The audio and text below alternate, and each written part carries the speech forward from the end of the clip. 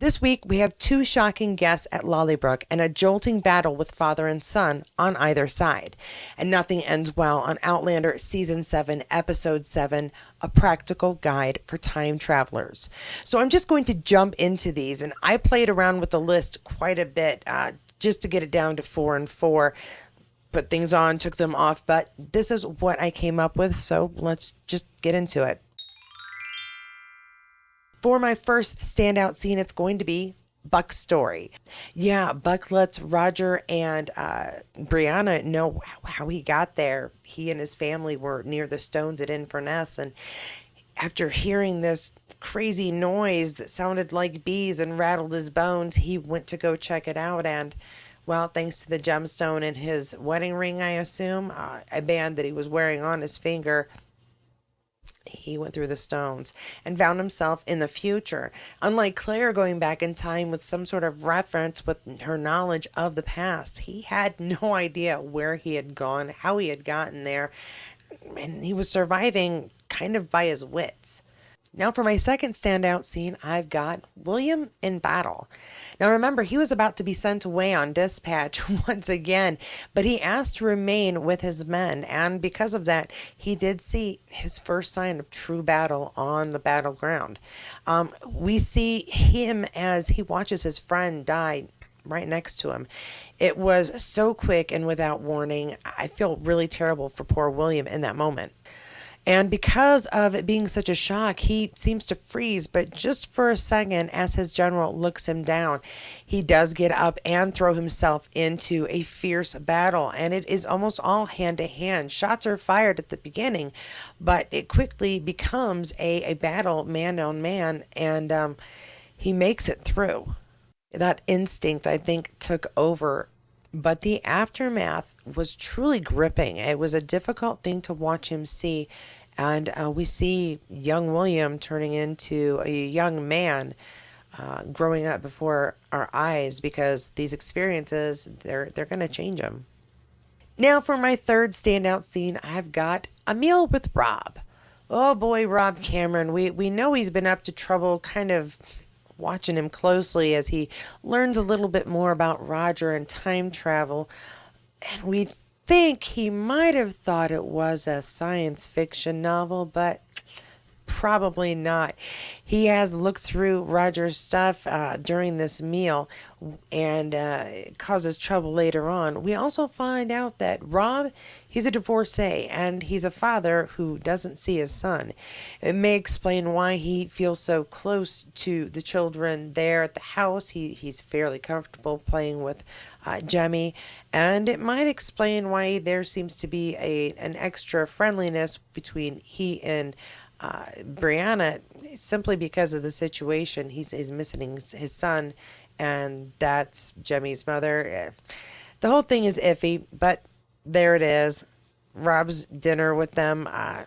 It's bringing up more problems. Now, of course, the worst part of this meal is the fact that Rob invites Jemmy to come to a movie with his nephew, and turns out not to be what happens later, but we will get to that. And my fourth standout scenes, well, it leads in from the third. It's that search for Jemmy. It's quick as a wink. We go from a nice evening, Roger settling in, to deep despair and concern as Amanda says that she's had a dream where Jemmy's gone through the stones and she doesn't feel that connection with him anymore. But that leads to this very quick moving moment where we see the car pull up at the foot of the stones, the men looking for Jemmy or for Rob, any sign of them, Buck finding the scarf, which of course lets us know that they had been there, but no one was there now. It's a difficult moment and a hard place to leave everyone. And we've reached that halfway point. If you've enjoyed this video so far, please don't forget to like and subscribe below. You can always join as a Patreon or a member of this channel to get a little extra content, sometimes behind the scenes updates. And if you're a patron, you'll get these videos with no ads on the Patreon side. Of course, if you'd just like to do one little thank you, I always accept super thanks below. And now it's back to the video. Now, my honorable mentions might seem a little different this week. odd things touched me during this episode. And my first one is going to be Sophie's hair. Well, not just Sophie's hair, but the overall look of Sophie. I really enjoyed that first shot of her in the blue dress and her red hair, styled very nicely throughout the episode. But then I realized it wasn't really just Sophie, it was quite a few of the costume changes we saw for this episode. And that, of course, also includes Jamie's costume change. It's a very different look for him, but it was interesting and it oddly makes him stand out and blend in all at the same time. Seeing Buck's look and even Roger dressed in his kilt at one point, everyone just looked really good this episode.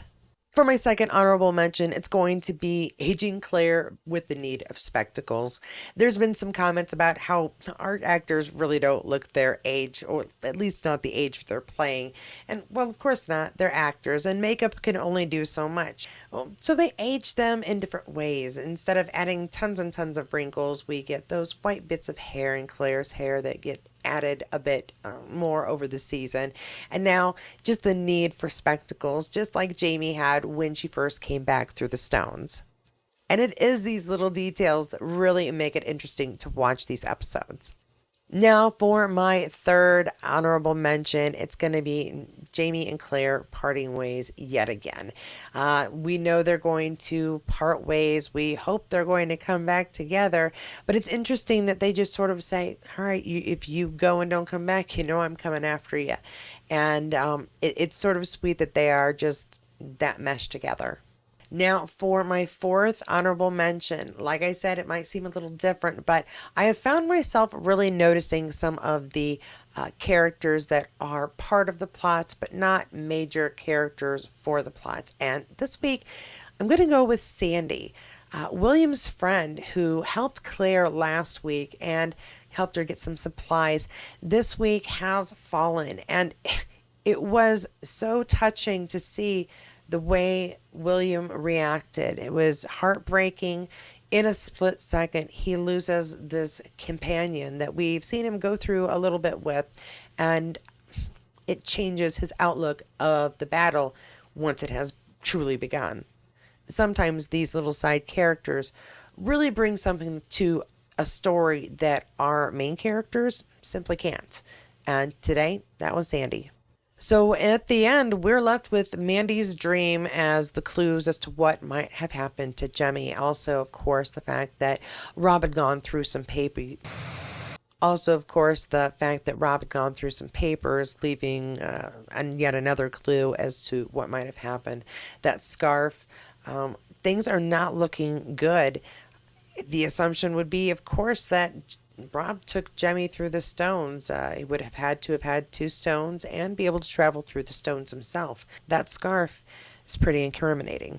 And that is going to leave us with one more episode until the mid-season has begun. And we have this Outlander to get through once again. And you'll be able to come here for content, for a community to complain about the wait and how irritated you are about it. There are some videos up earlier that are behind the scenes views of what's been recorded and what we can expect.